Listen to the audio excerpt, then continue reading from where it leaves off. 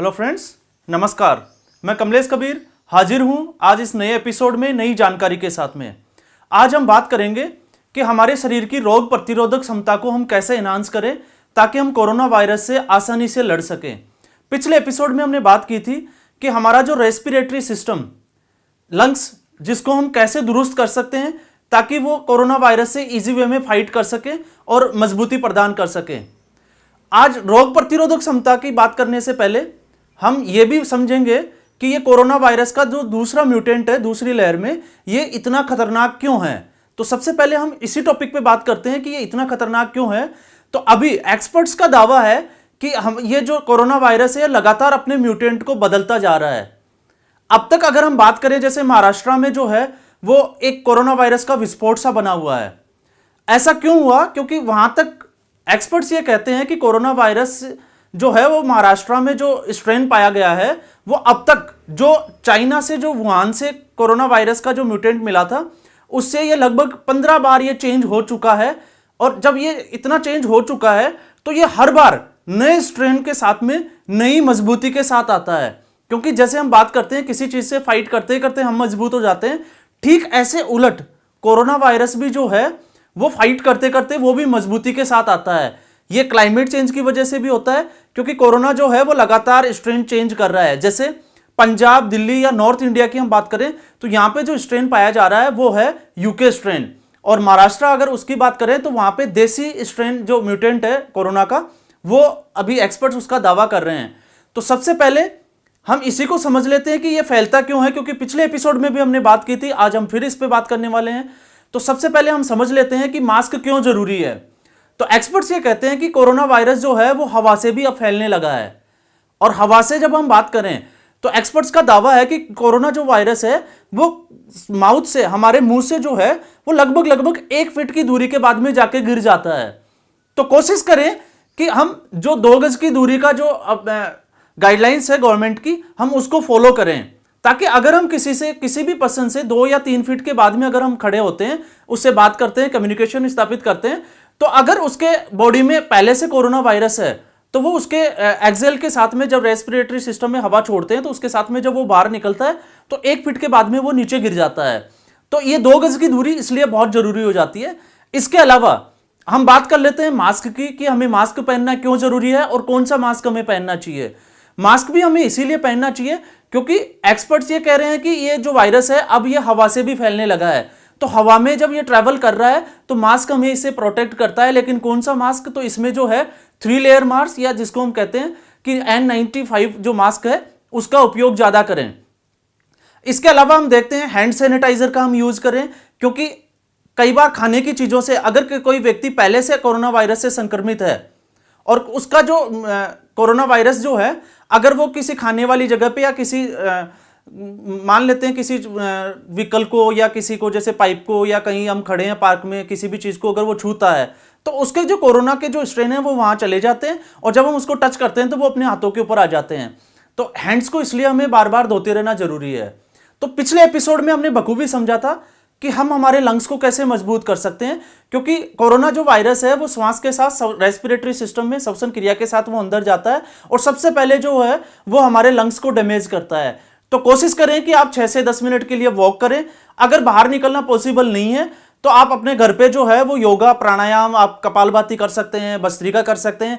साथ में पिछले एपिसोड में जिन एक्सरसाइज की हम बात कर रहे थे वो इस दुनिया की सबसे बेस्ट एक्सरसाइज में से एक है, हम उनको भी लगातार जो है दिन में 5-6 बार करें, और उसके बाद में हम देखेंगे 5-7 दिन के बाद में कि हमारे जो लंग्स है वो पहले से बहुत ज्यादा मजबूत है।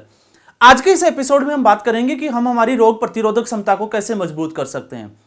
तो रोग प्रतिरोधक क्षमता की हम बात करें तो अब देखो, कुछ लोगों को लगता है कि मैं बहुत अच्छा खाना खाता हूं, चाहे वो विटामिन ए हो सकता है, विटामिन सी, क्योंकि ये ज्यादा जो है कोरोना वायरस आने के बाद में इसका चलन एकदम से बढ़ते चला गया है, और डॉक्टर्स भी ये राय देते हैं कि आप विटामिन सी की वो टैबलेट भी देते हैं, और आप विटामिन सी जो मिलने वाले फूड है वो आप लें, और साथ में विटामिन ए, ताकि आपको मजबूती प्रदान हो। लेकिन पहले हम समझ लेते हैं, कुछ लोगों को लगता है कि मैं तो बहुत अच्छा खाता हूं लेकिन फिर भी मेरी जो रोग प्रतिरोधक क्षमता है वो मजबूत नहीं हो रही है। तो इसके पीछे अगर हम रोग प्रतिरोधक क्षमता की बात करें तो रोग प्रतिरोधक क्षमता के लिए 3 चीजें बहुत जरूरी है। 3 स्टेप में हम इसको समझ लेते हैं। पहला स्टेप है हमारा रेस्पिरेटरी सिस्टम, दूसरा आता है डाइजेस्टिव सिस्टम, और तीसरा जो है रोग प्रतिरोधक क्षमता, हमारे एंटीबॉडीज। तो सबसे पहले रेस्पिरेटरी।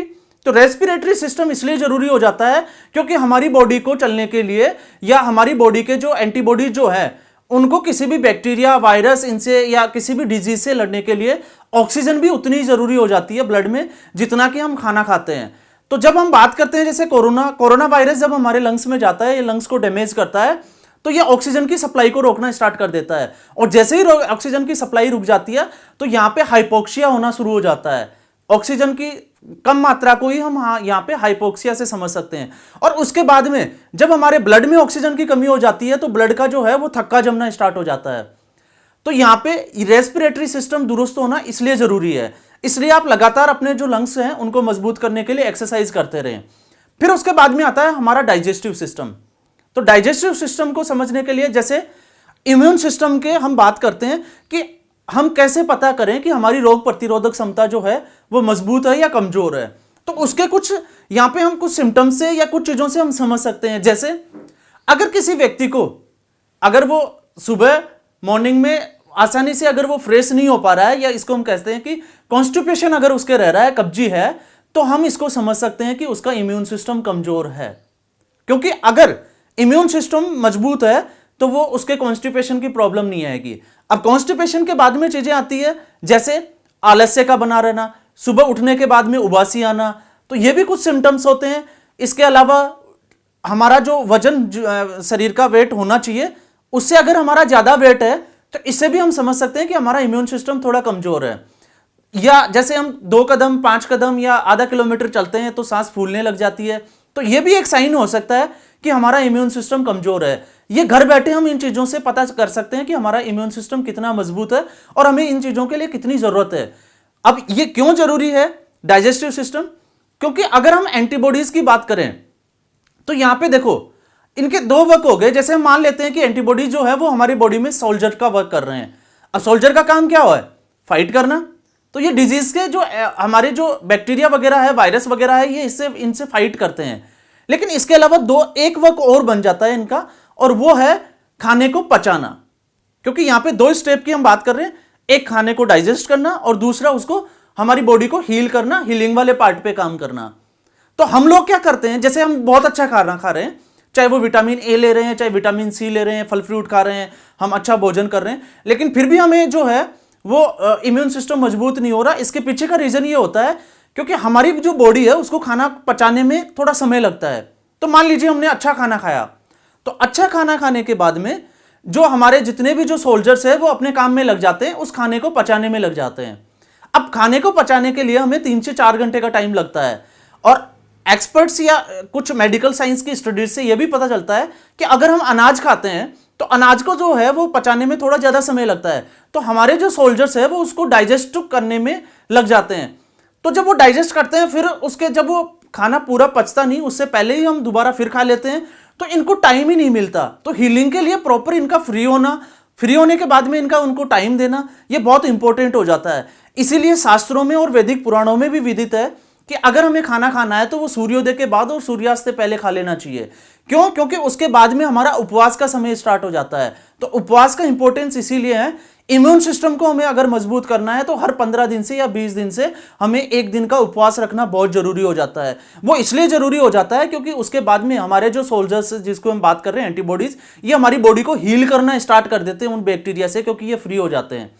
तो यहाँ पे जब हम खाना खाते हैं इंटेस्टाइन में जाता है, इंटेस्टाइन में जाके इंटेस्टाइन जो है वो मूवमेंट करती है, खाना डाइजेस्ट होता है, और खाना डाइजेस्ट होने के बाद में कुछ जो टॉक्सिक जो है वो हमारे इंटेस्टाइन में जमा होना शुरू हो जाते हैं, और वो जो जमा हो जाते हैं उनको हटाने के लिए हमारी बॉडी की हीलिंग होना बहुत जरूरी है, जिसको हम उपवास भी कह सकते हैं।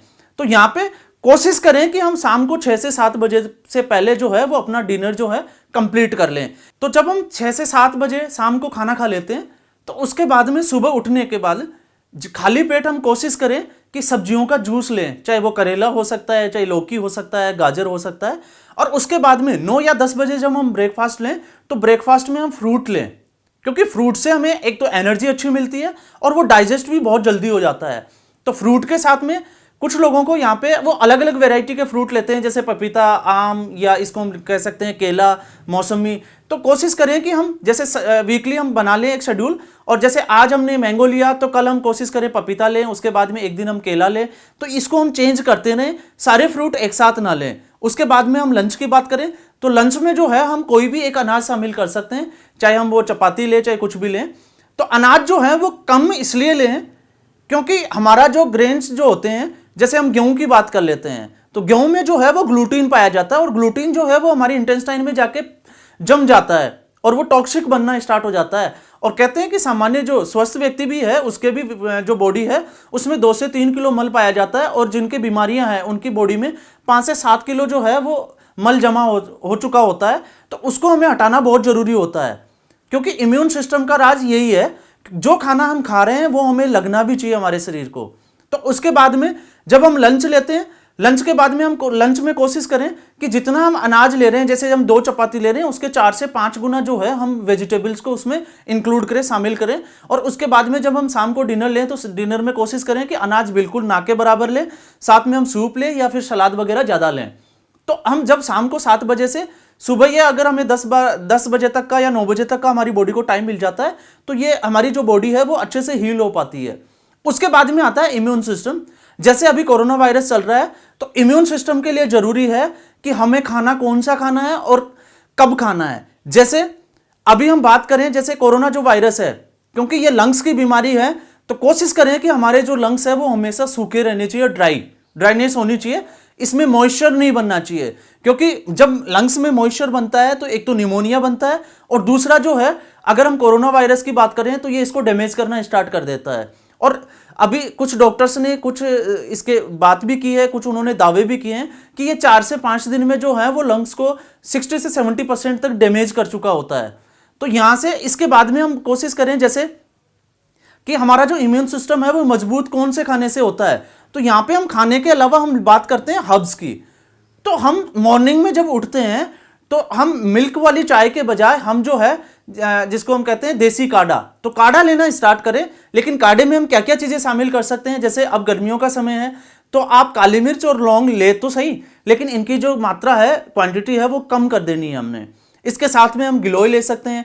जैसे अगर हम काढ़ा बनाना है, हम वाटर ले, जैसे हमने 1 या 2 गिलास पानी के लिए उसमें थोड़ी सी चाय की पत्ती डाल सकते हो आप। चाय की पत्ती के साथ में आप तुलसी के पत्ते डाल सकते हो। अदरक जो है वो हमारे इम्यून सिस्टम को बहुत मजबूत करता है, आप वो ले सकते हो। इसके अलावा जो है आप उसमें अदरक के अलावा अगर हम बात करें, जैसे गिलोय डाल सकते हो। गिलोय के अलावा दालचीनी उसमें आप शामिल कर सकते हो। तो आप उसको जो है वो 10 से 15 मिनट तक बॉईल करें। बॉईल करने के बाद में अगर हमें उसका टेस्ट अच्छा नहीं लगता है तो उसके टेस्ट को या फ्लेवर को चेंज करने के लिए, अच्छा बनाने के लिए आप उसमें थोड़ा शहद भी डाल सकते हैं। और उसके बाद में सुबह शाम ये 2 बार अपनी जो है डाइट में या इसको लेना शामिल करें। साथ में हम जब भी हम ये लगता है कि शाम के समय हम दूध पीते हैं तो उसमें जो है अगर आप कच्ची हल्दी का अगर यूटिलाइज कर सकते हो, उसमें डाल सकते हो, तो आप कच्ची हल्दी के साथ में दूध को उबालें और उसके बाद में उसको ठंडा करके आप उसको अपनी डाइट में शामिल करें। तो इम्यून सिस्टम को मजबूत करने के लिए हमें हर्ब्स पे ज्यादा डिपेंडेंट होना पड़ेगा, हर्ब्स हमें लेना स्टार्ट करना पड़ेगा। साथ में हमारी डाइट में जितने हो सके हमें फल फ्रूट यूज करना स्टार्ट करना पड़ेगा, ताकि फल फ्रूट जो है वो हमारी जो गंदगी जो जमा होती है वो उसको नरिश करने का काम भी करते हैं, उसको हटाते भी हैं और उसके बाद में हमारी बॉडी को हील भी करते हैं।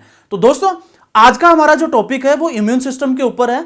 और अभी अगर हम इम्यून सिस्टम की बात करें तो ये पेंडेमिक का जो समय है, क्योंकि 1 साल गुजर चुका है, सेकेंड वेव से हम गुजर रहे हैं, और एक्सपर्ट्स ये कहते हैं कि सेकेंड वेव में डेली जो है अभी इसका पीक आना बाकी है, क्योंकि अभी लहर शुरू हुई है तो पीक आएगा। और उसके बाद में कुछ देशों में स्टडी में ये भी पाया गया है कि वहां तीसरी से चौथी लहर चल रही है। तो अभी हम ये नहीं कह सकते कि थर्ड लेयर आएगी या नहीं आएगी। अगर थर्ड लेयर आती है तो आप समझ सकते हो कि वो सेकेंड वेव से भी ज्यादा खतरनाक होने वाली है।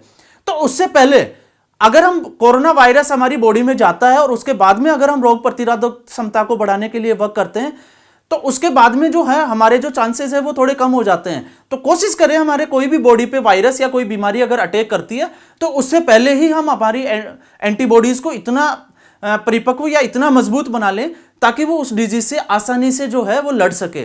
तो दोस्तों, आज का हमारा एपिसोड था इम्यून सिस्टम को मजबूत करने के लिए, और यहां से मैं आशा करता हूं कि आज से ही आप अपने इम्यून सिस्टम पे वर्क करना स्टार्ट करेंगे। एक नए एपिसोड में हम फिर आपके साथ हाजिर होंगे, जिसमें हम समझेंगे कि हम कोरोना वायरस से और किन किन तरीकों से, या कोरोना वायरस होने के बाद में हम क्या चीजों को फॉलो करें ताकि हम जो है हमारी जान को बचा सकें। साथ में आपको मैं एक मैसेज और देना चाहूंगा, गवर्नमेंट की गाइडलाइन के अकॉर्डिंग वैक्सीनेशन आ चुकी है मार्केट में, तो अपनी वैक्सीनेशन जल्दी से जल्दी करवा ले, क्योंकि डॉक्टर्स के अभी अगर मेदांता हॉस्पिटल या एम्स के जो डायरेक्टर हैं उनके अगर स्टेटमेंट को देखते हैं तो जिन लोगों ने दोनों वैक्सीन की डोज ले चुके हैं उन लोगों में अगर कोरोना का वायरस आया भी है तो उनका जो है वो माइल्ड वाली, जिसको हम कहते हैं सीवियर स्टेज पे नहीं गया, क्योंकि इसकी 3 स्टेज है, माइल्ड, मॉडरेट और सीवियर। तो ये माइल्ड स्टेज पे ही रह गया और उनको किसी हॉस्पिटल में एडमिट होने की जरूरत नहीं थी। उन्होंने अपने आप को अपने घर में होम क्वारंटाइन किया, आइसोलेशन में रखा, और वो जो है 4 या 6 दिन के बाद में वो बिल्कुल स्वस्थ हो जाते हैं। तो दोस्तों, आज का ये एपिसोड आपको कैसा लगा, आप कमेंट बॉक्स में जाएं, कमेंट करें। और अगर हम चाहते हैं कि हमारे समाज को हम स्वस्थ रखें, सुरक्षित रखें, तो इस जानकारी को ज्यादा से ज्यादा लोगों तक शेयर करें। तो दोस्तों, आज के इस एपिसोड को हम यहीं विश्राम देते हैं। फिर एक नए एपिसोड में नई जानकारी के साथ में मैं आपके साथ फिर हाजिर होऊंगा। तब तक के लिए आप मुझे दे इजाजत। धन्यवाद।